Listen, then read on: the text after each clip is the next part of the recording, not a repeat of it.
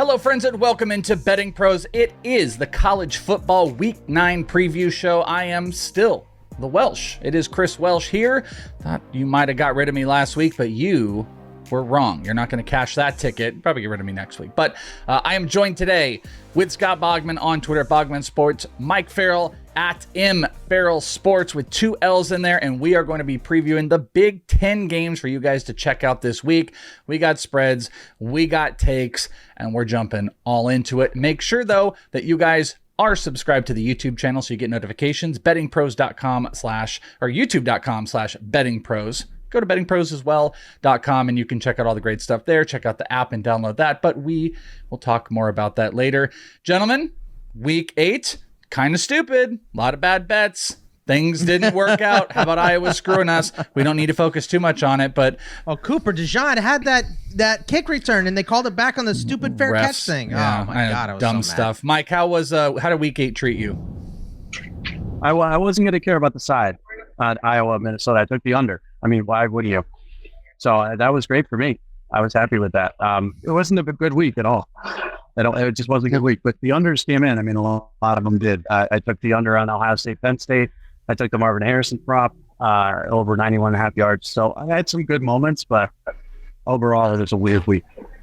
Bogman, we got back to 500 too, right? That's the key on the article. 6-4, yeah. I keep flirting with 500 this year. I go a game below, I go a game over. Now I'm at 500. So excited about that for this week. And the Florida State game was the one that was making me so mad because that first half was just absurd. It should not have been a close game, and Duke was winning in the first half, and Riley Leonard could not move the ball, but we'll get into what Duke did against Florida State when we get to the Florida State game here, and it worked, and Florida State covered, so that was my big one of the week. Won some money on that, and enjoyed it. So backdoor cover for the win. Do we have a game or two that might appear in the article? Oh, yeah. All right.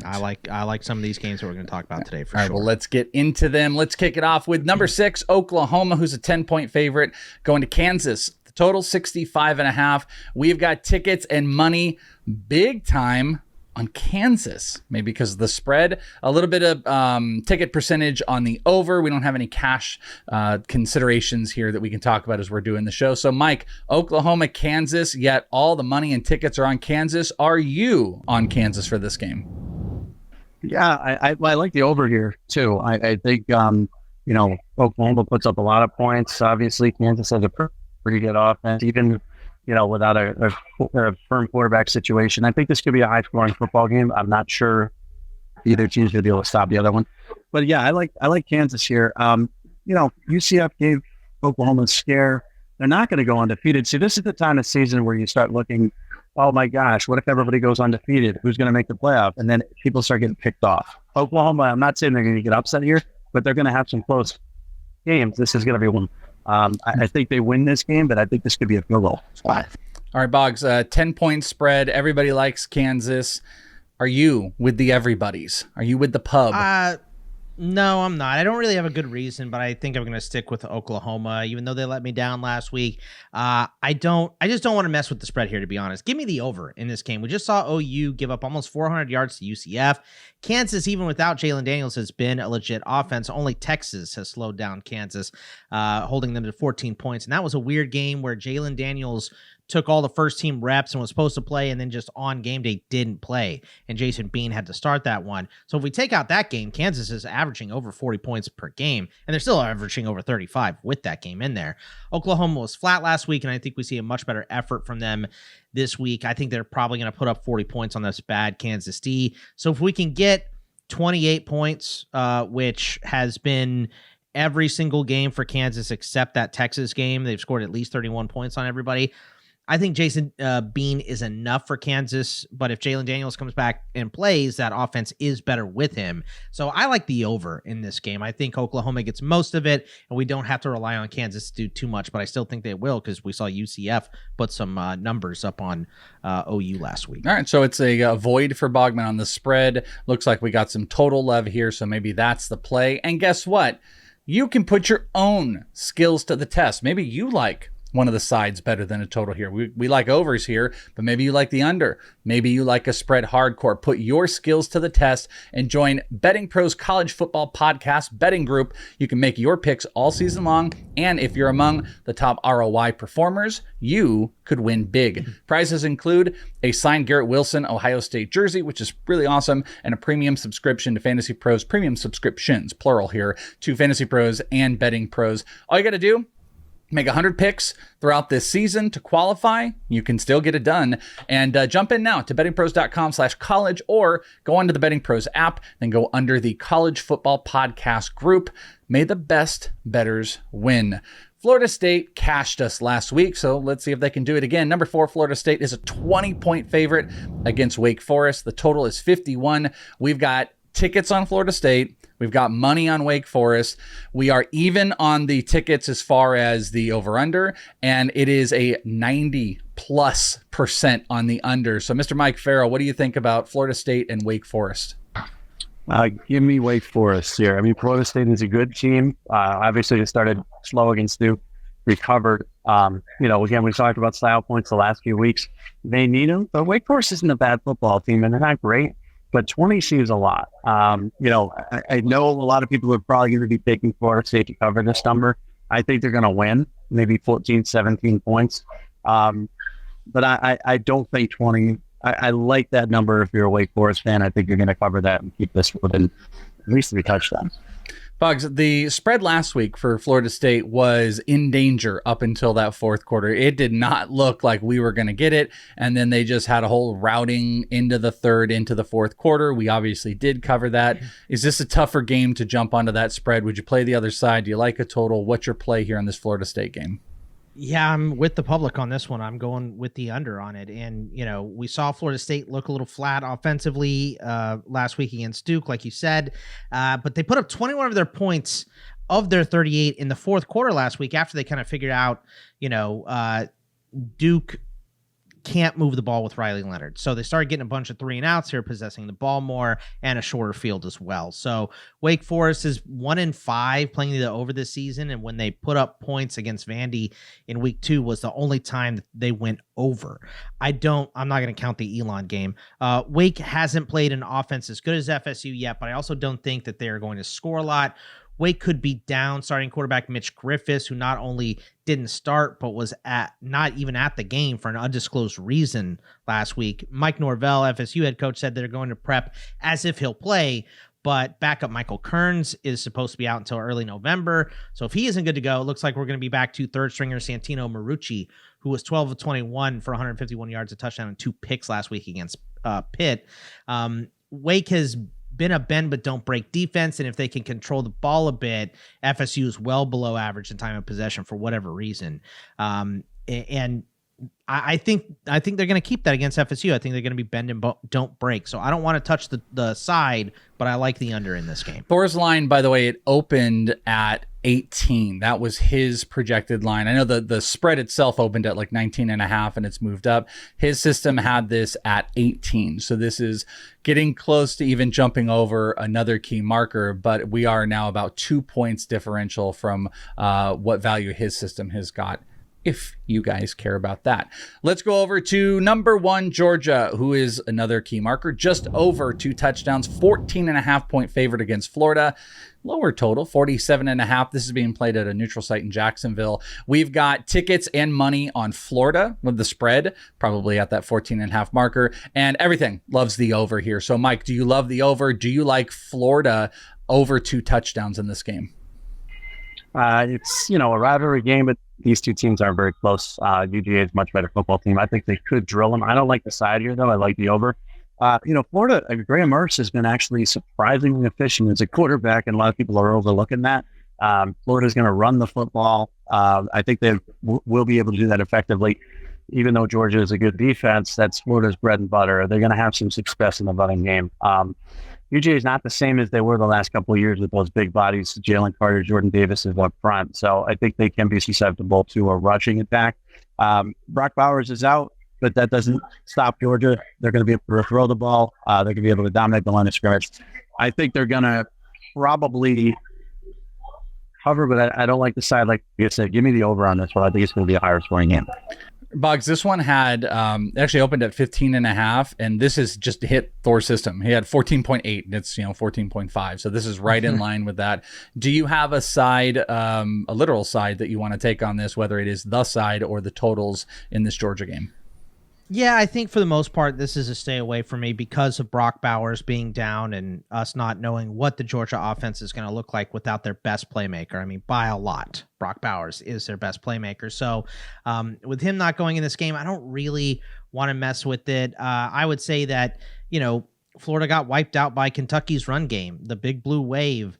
And Ray Davis torched them for 329 yards. I don't know that Georgia is going to be that successful, but I think they are going to reestablish this run game with Brock Bowers down. The difference to me is on the other side of the ball. Georgia is only allowing 14 points per game, and the highest total they've given up is 21 points to UAB. They've held SC, Auburn, and Kentucky to 20 points or fewer. Graham Mertz has been outstanding, and I have to begrudgingly admit that, he has been very good for Florida. He was terrible at Wisconsin. I don't know what the difference is, but Georgia ranks 108th with only 12 sacks so far this season. Somehow they're still leading the country in third down percentage at 23.6%. That's weird. It's just weird how that works out. Florida is also top 10 in third down percentage allowed. So I think the under is the play in this game. The under 47.5. I would lean towards Georgia, but I'm probably just going to watch this game and see what happens because Georgia coming off a bye week is scary even without Brock Bowers. Yeah, so that would be that'd be Georgia for everything, but I like that'd be a complete fade of the public because over 90% both the tickets and money are on the over, but you're kind of like in the under a little bit. Let's go over to Duke. Number 20 Duke is facing off against Louisville. Number 18, they're a 4-point favorite. The total is 46. Another interesting one on Thor's system. Thor has this at like just under a point favorite to Louisville, so there's over 3 points of value on Duke if you wanted to play that side in this game. Tickets are on Louisville, money's on Duke. Tickets are on the over, money's on the under, so it's just a complete throwing in both directions. Mike, what do you think here? I don't know if the value means anything to you here. What's your take in Louisville Duke? I like the under here. I do like Louisville. I think that's the side I would take, but I like the under here. I mean, we saw what Duke is limited to. They had a few big plays against Florida State defensively that kind of kept them in that game early, but they couldn't move this football. Riley Leonard is not healthy. They can be shut down. Louisville's offense is erratic. Against Pitt, they looked horrible. Against Notre Dame, they looked great. So if you give me an erratic offense with an offense that, as a quarterback that's certainly not healthy, I like the under here. I think this is going to be a lower scoring game. I think Louisville wins. I would pick them to cover, but give me the under. Everything's all over the place, Bog. So as far as spreads, totals, everything, do you have a feel for this game? You stayed away from Georgia. Are you going to get back into the business of Duke or Louisville? No, but I love the under in this game. I mean, Mike just talked about Riley Leonard, clearly not 100%. And once FSU realized that he can't move, they stacked the box, stopped the run, and held Duke to 53 second half rushing yards after allowing 144 in the first half because they were kind of worried about Riley Leonard. Louisville has running back Gerard Jordan questionable to play in this game. That would be a massive loss as he accounts for over 50% of their rushing yards and 25% of their total offense and a third of their touchdowns for Louisville. The Cardinals are probably down starting right tackle Renato Brown as well. Both these offenses are gimpy. Both the defenses are strong. If Louisville is forced to pass with Jordan down or less than 100%, it will play right into Duke's hands as they are a top 10 graded coverage unit with Duke. And Duke knows they're going to have to get creative because Leonard is still gimpy. So I'll take the home team. I'll take Louisville in this game, but the under is a real play with both stars, Jordan and Leonard, banged up in this one. So give me the under. All right, BYU is traveling to number 7 Texas without their starting quarterback. 17.5 is the spread, 50.5 is the line. We got tickets and money heavy on BYU here for exactly, I think, what I just mentioned. Also, tickets and money not as heavy are on the over. So is this Texas team the same without their starter, Mike? What do you think we're going to get out of this? 17.5, that's a big number, and a lot of BYU fans so far in early bets. Where are you? Yeah, I would take BYU too. I mean, we didn't see a lot of Malik Murphy, but what we saw, didn't really scare me that much. He's a good player. I scouted him in high school, obviously, like all these kids, has a lot of talent. He reminded us of Cam Newton. He was just a big physical kid, hard to bring down, but not a guy who liked to run the football. He was more of a passer, and he wasn't overly accurate. He had some issues there. Quinn Ewers makes a huge difference for this team. It makes them dangerous offensively. They could still run the ball. They'll still be able to do things against BYU. But 17.5 with an unproven quarterback who's waited his turn. I mean, to his credit, Malik Murphy didn't hit the portal, has waited for this opportunity, but I'm not sure if he's ready for prime time. So give me BYU. Boggs, I feel like you're going to be like, this is a stay away. This is your team. You're a Longhorns guy, but yours is out. It's 17.5. That's a pretty big number. It's in Texas. I could see the idea of a statement game after losing your quarterback, and I could see you talking about that here, which the look on your face makes me feel like that's where it's going. But you let us know. Wax on Texas 17.5 and why you're going to take them. Well, look, first of all, as far as the side goes, stay away. I like the over in this game, actually. 50.5 is the total, and I think it's low, obviously, because Texas is down their starting quarterback. But we're going to see Malik Murphy, and Arch Manning is getting like 50% of the first-team reps. We're going to see Arch in this game as well. We're going to see both of them, I believe.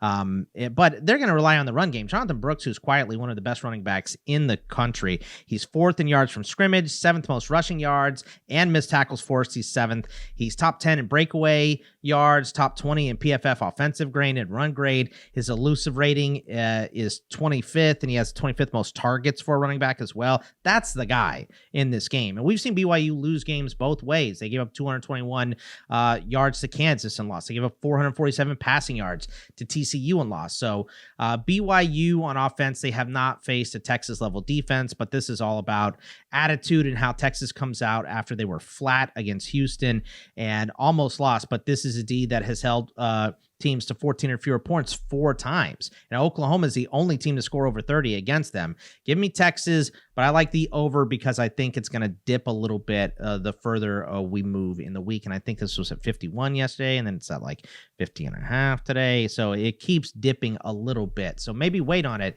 and play the over. Is this over in the article? No, I'm not going to touch it. Okay, I can't touch this Texas game.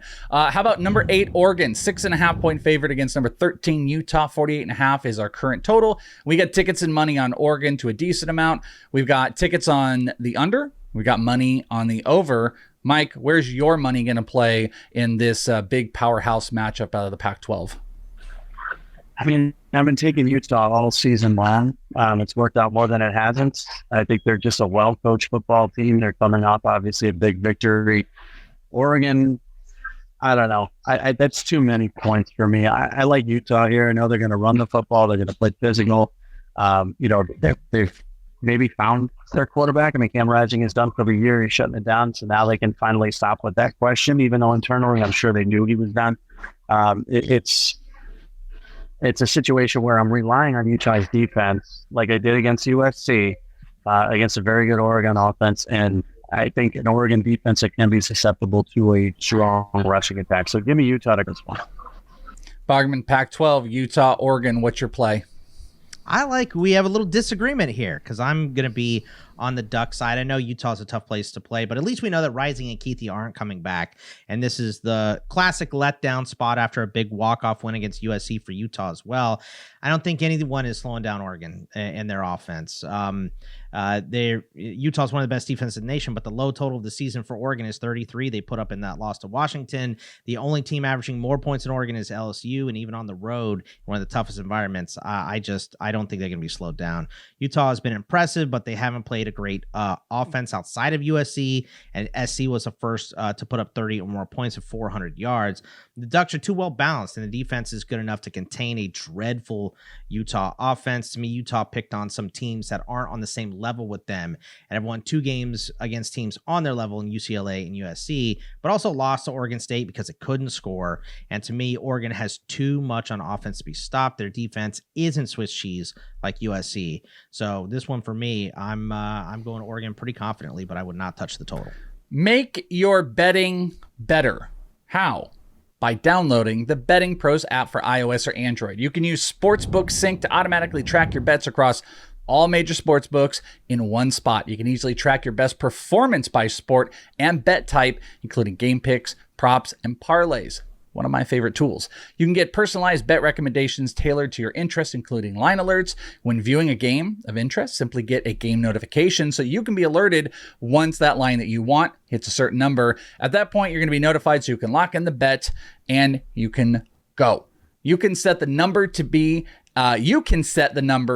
and set it by the sportsbook, if that makes sense. You can have the sportsbook set it when it locks in. Head over to bettingpros.com/apps to start setting your line alerts now, or download the Betting Pros app in the iTunes or Google Play Store today. Make betting better.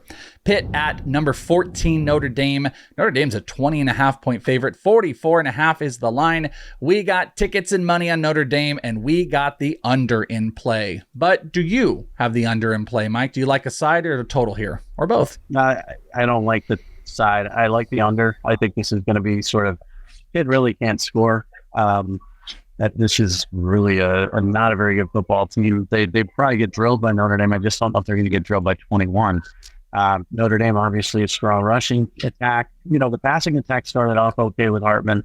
It's been up and down for a while, so I don't think they're going to be able to gouge Pitt, with the passing game. I think this is going to be sort of a run first for Notre Dame, wear them down, and then, win by whether 14, 17, 20 points in the fourth quarter. But with the ball control that Pitt's going to try to do, and try to keep this close, I think the under is the play. Bogman, do you think 3 touchdowns is enough for you to jump in on Notre Dame here versus Pitt? Yeah, I don't think Pitt's very good. They had their big signature win against Louisville, and that was nice, but Notre Dame is going to thump them. There is a little bit of a look-ahead spot with Clemson coming up next week, on the road. So there's a weird feel to this one, but the good news is Notre Dame is coming off a bye week. In my opinion, Pitt isn't going to have enough to come close to even a distracted team in Notre Dame. The Louisville game for Notre Dame was the only game that Sam Hartman has thrown an interception in, and he threw 3 in that game. As long as he's not doing that, Pitt really doesn't stand a chance. They're 88th in scoring, 115th in total yards, have been held to 21 points or fewer 4 times this season, and the +5 turnover game against Louisville was the only game against an FBS opponent that they scored over 30 points. So Notre Dame is a top 10 talent team. They just thumped a great offense in USC, 20 points and just over 300 yards with 34+ minutes of possession against USC.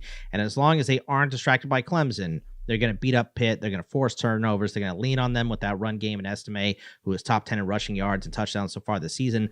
I like Notre Dame big. I think they get the majority of this total. So I will take the Fighting Irish in the over. I smell an article. I smell a piece of the article that was just relayed. Maybe. We'll It smells good. It smells very good. Number 21, Tennessee is a 3.5-point favorite. They've got Kentucky. In Kentucky, 51.5 is the total. And we got tickets and money on Kentucky. We got some under. So, Mike Farrell, Kentucky, Tennessee, I don't know. They look kind of good. Do you want to play Tennessee here? What's your play? That's how I feel. They looked good in the first half. They looked good, and then they came out and they were like a big old good team. And, we got Alabama 2 years in a row. This is all set, and then they got drilled.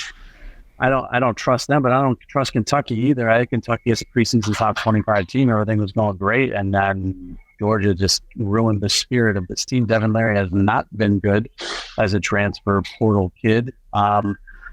3.5 is arguably the worst number you could possibly have. That and 7.5, so you get the field goal on a hook. I don't know. I think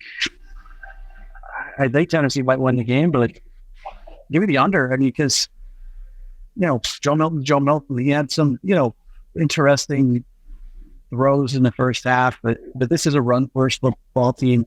Kentucky's become a run first football team. This is going to be sort of smash mouth. 2 teams that are supposed to have better offenses and don't. So I'm an underplay on this one.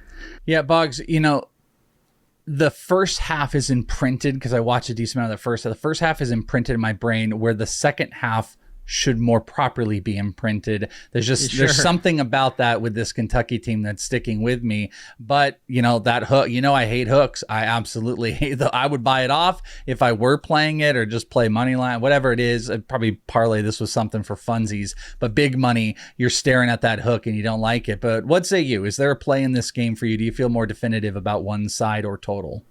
I like the under, like Mike does. I think this You're an game, under machine this week. Yeah, well, I mean, you start having these good defenses with less than stellar offenses playing each other, and I think you're going to get a lot of unders, especially in the SEC. Both of these teams are pissed coming off losses. Tennessee lost to Bama. Kentucky got run over by Missouri in a disappointing loss at home.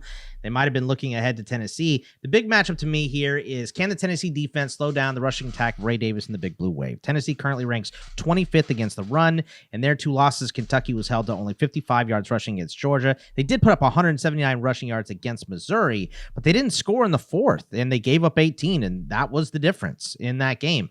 Bama beat Tennessee last week with big plays in the second half. Bama had 12 plays over 10 yards in that game, with 8 of them in the second half, and they scored 27 points in the second half after only scoring second in the first half. The question is, can Devin Leary and the offense produce big plays for Kentucky? Currently, they're 99th in plays over 10 yards. Tennessee is 13th in plays over 10 yards allowed. Leary is going to have to win it for Kentucky, in my opinion, and I just don't trust him. Tennessee isn't a scary offense by any stretch. They're 44th in points per game, 76th in passing, 7th in rushing. So the rushing offense is strong, but they're one-dimensional, and Kentucky is strong against the run at 13th. So another strength for strength here. If this was at Tennessee, I would go with them, but in Kentucky, under the lights, you get all day to ramp up and get your crowd energized and all that stuff. I hated that early Ohio State, Penn State fuel. Last week, it just felt like everyone was hungover and flat in that game, but under the lights in a rivalry matchup like this, I think it's going to be a fun one, but I'm going to take the under because I just don't like either one of these quarterbacks. Number 3, Ohio State, a 14.5 point favorite at Wisconsin. 43.5 is the line. Money tickets on OSU. Dead split as far as the over-under goes for the tickets, but the money is slightly leaning on the over, so there's another hook situation here, Mike. 14.5. What side or total are you going to play with OSU? Yeah, if you can get the hook, I like Wisconsin here. It's nothing against Ohio State. I think they're a good football team. This is not the offense we're used to seeing. This is not a Ryan Day quarterback we're used to seeing. This isn't an overly explosive team. And Wisconsin's going to play to that. I mean, they're obviously not going to give up any big plays. They're going to play conservatively on defense. They're going to try to keep the ball in front of them. They're going to try to make Ohio State go 12 plays to score. Wisconsin's not bad. I mean, they should have lost to Illinois last week, and Illinois is a good football team, so I'm not saying Wisconsin's good. Obviously, Tanner Mordecai not being there is not good. But this is a following a defensive struggle against Penn State, which followed a defensive struggle against Notre Dame. This is Wisconsin. This is Wisconsin at home. They are a good defensive football team, so I think they can keep this within, the 14.5. If you don't get that hook, I mean, 14 is a potential push here, 13.5 I don't like, but if you can get 14 in the hook, take it. Boggs, what do you think on this one? Are you going to take that hook with Wisconsin, or are you favoring Ohio State? Oh, this is stay away. No, I'm just on the Ohio State side here because I just don't think Wisconsin has played anyone, and they're back to their backup quarterback again, and Lockie, because Mordecai, like Mike said, is down. They're a top 20 defensive points per game, top 30 against the pass, middle of the pack against the run, but they played Buffalo, Washington State, Georgia Southern, Purdue, Rutgers, Iowa, and Illinois. No one is scary that Wisconsin has faced. They are at home, which is a tougher matchup. So if you want to stay away because Wisconsin is a good home team, then I get it. But I just think these two teams are on a different level right now. And, Penn State's offense was playing pretty good until they went and played Ohio State. So I think I like Ohio State here. We're going to get Travion Henderson back and Emeka Egbuka back as well, which should make things easier on this offense and make it easier for them to score. So I'm going to go Ohio State. And I think I go with the over 43.5 because I think they get most of it. So I think they're going to start clicking here pretty soon. And that defense, the defense hasn't allowed big plays at all here for Ohio State. So I think Ohio State has allowed 5 plays over 30 yards this season and none over 40 or more. So I think if they get a lead, they're not giving up those big plays to Wisconsin. I don't know how Wisconsin comes back. So that's why I'm going to take Ohio State. Final game here. We've got more Pac-12. Colorado is at number 23 UCLA. It's a 17-point spread. 63.5 is the line. We've got tickets on Colorado. We've got money on UCLA. Everything's on the under. And I will point out, Thor and I talked about this on Sunday, that his system had this around 15 for UCLA and it opened at 17. So there's around 2 points. Almost every single week, it felt like there's been value on Colorado. It just doesn't always play in cash. So there is value, according to Thor's system, on Colorado. But Mike, are you going to bet any value on Colorado? Is this all? I can see it in your eyes. This is all UCLA. I can't. I mean, I got to take UCLA here. You know, what Colorado's defense isn't good at all. They can't stop the run. UCLA can run the football. I know they got a freshman quarterback. He's got growing pains and all that stuff. And I know Shavir's probably going to put up big numbers. But to me, this has just become a situation where we're starting to see the weaknesses of Colorado more and more each week, and it's harder to pick them. Now, I didn't pick them at the beginning. I thought TCU would drill them, and they were a surprise at first, but he's overusing Travis Hunter. I mean, it's just ridiculous. And so if he continues to do that, which I think he's going to do, because A, he wants his son to have big passing numbers, and that's the best wide receiver out there, but he also prides himself on being a defensive coach and good defensive back play, and he's the best defensive back. He's going to continue to overuse him. The kid's going to wear it out again. Stanford picked on him. UCLA could pick on him. But the biggest thing here is the way UCLA could run the football, and Colorado does not have anybody up front whatsoever. So give me UCLA here. I think Colorado, nice story. It's cute, but they're heading into the teeth of the schedule, and it's going to get ugly.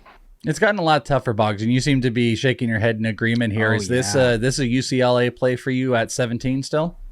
It's like, Mike, we've had some disagreements today, but it's like he's reading off my paper here. I mean, this is exactly what I'm going to say. UCLA is going to control the clock. They're going to run the ball with Carson Steele, and that's the biggest mismatch in this game, even though UCLA is a much better defensive unit than they are on offense.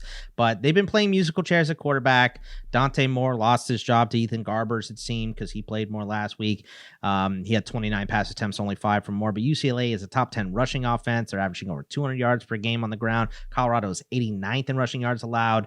And UCLA on defense is just tough. They're top 10 in points per game. 14.9 points per game is what UCLA is allowing so far this year. They're third in overall in PFF grade on defense. Colorado's coming off a bye. They should be gassed up. They should be pissed off that they choked against Stanford. But I'm not sure we'll see a better effort. This is probably the best defense that they faced. UCLA is tied for 5th in turnovers produced by the defense. I think we're going to have a lot for them in this game. I think Colorado's outmatched on the strong side of the football. So to me, this is going to be a lopsided game. I think UCLA minus the points. I like the under here as well, but I like UCLA more. So I'll be leaning on UCLA in this one. There you go. Those are your games. I'm going to send you guys with some homework home, but here's the cool thing. Everybody here will do all the work for you. Your only homework is to tune in. So make sure that you are subscribed, youtube.com/bettingpros. Turn on notifications for whenever we go live, because Mike Farrell and Thor are going to be live on Saturday at 10 a.m. Eastern, getting you set for the entire slate. In the week, make sure you are following Bogman Sports. Bogman's article will be coming out with his big bets. Got kind of the breakdown, 10 bets in here. We're getting over 500. As the season goes We're on. getting over We 500 like this week. I'm calling it. It's happening. And you want to get set for the following week. You'll have Eric Froton, Thor, myself. It'll drop around Monday. I think it's usually Monday night. The early line preview show for week 10. So that's your homework, is just to tune in. Everybody else will do the work for you. Check out the Betting Pros app, follow all your favorite people, set up all your notifications, and get all your bets. It's the best place to make betting better, my friends. You can follow everybody here on Twitter at @IsItTheWelsh. That's me, Bogman Sports, that's Scott, and Mike Farrell at MFarrellSports with 2 L's. Do that. Good luck. That is it. We've previewed it, and we'll talk to you next time right here on Betting Pros.